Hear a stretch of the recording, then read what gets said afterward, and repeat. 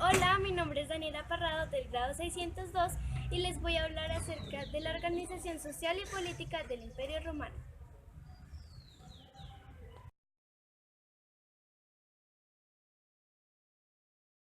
Roma fue la primera sociedad gobernada por un cuerpo compuesto por varios miembros.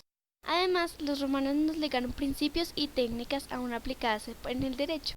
Por ello, el derecho romano se mantiene como uno de los pilares de la cultura occidental. Roma logró conquistar extensos territorios con armas y con su cultura. Los pueblos conquistados oponían resistencia a las costumbres en un principio, pero luego las adoptaban y las aceptaban, incluyéndolas en su organización social, económica y política. La organización política en Roma. Después de guerras y conflictos, a mediados del siglo VIII a.C., Roma empezó a desarrollar un esquema político organizado de la siguiente manera. Primero, asamblea o comicios, reuniones públicas de los grupos dominantes o patricios romanos.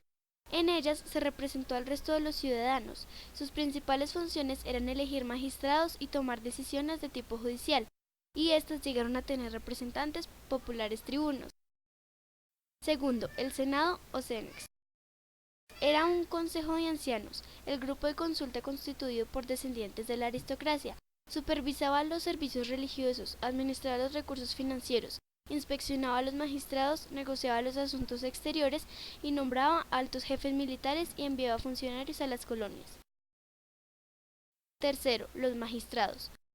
Constituían un grupo de funcionarios al que pertenecieron los reyes. No solían cobrar por sus puestos y tenían una duración en ellos de 1 a 5 años según el nombramiento. Se requería tener una reconocida calidad de ciudadano y tener entre 30 y 45 años de edad.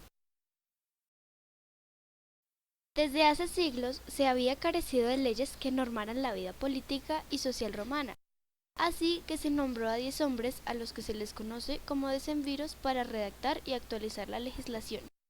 Ellos elaboraron la ley de las 12 tablas, en cuyos artículos grabados en bronce se establecen las faltas y castigos, sin realizar prácticas crueles como la tortura para obtener confesiones.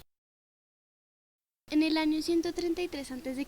es electo tribuno y establece una ley que limitaba el número de propiedades. Quienes tuviesen más de 300 hectáreas tendrían que repartirlas entre los ciudadanos pobres.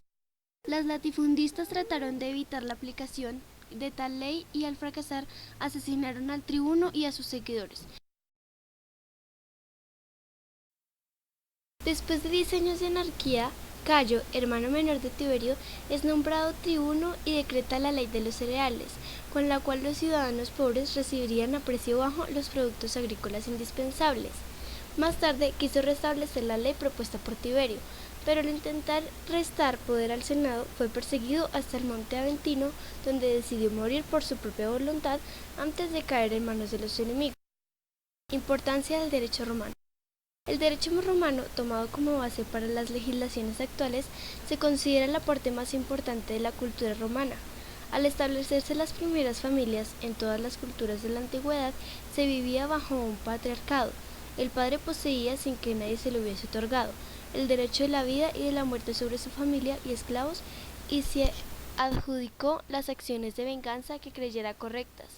La ley de las 12 tablas constituyó un valioso antecedente para establecer los derechos y deberes ciudadanos, en donde pesaban más los recursos económicos que poseían que lo aristocrático de su origen. Organización económica. Predominaba la pequeña industria artesanal en la cual se encontraban artículos de consumo básico y barato y la demanda de los mismos era constante. En Roma, al igual que otras economías preindustriales, el comercio recibía parte del capital que no recibía salida en la industria. Los medios de transporte eran atrasados. El fin del imperio. La subida de Augusto al trono fue el principio de una era de gobierno relativamente estable, requisito básico para la recuperación económica y la expansión. El nuevo régimen se hallaba entregado a la causa de la paz civil y la pacificación de los enemigos de Roma.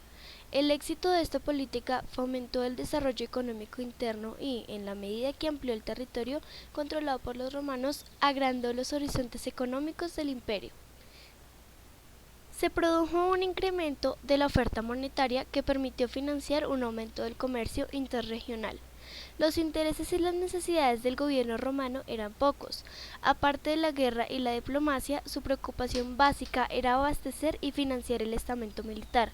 La burocracia y la corte, una vez cumplida la obligación permanente de alimentar la plebe de la ciudad de Roma, el gobierno tenía que gastar dinero en edificios públicos y diversiones para la capital y proporcionar periódicamente ayuda material a las comunidades en tiempo de crisis. El impuesto sobre las tierras agrícolas en todas las provincias, menos en Italia, era el que servía para sufragar la mayor parte de los gastos.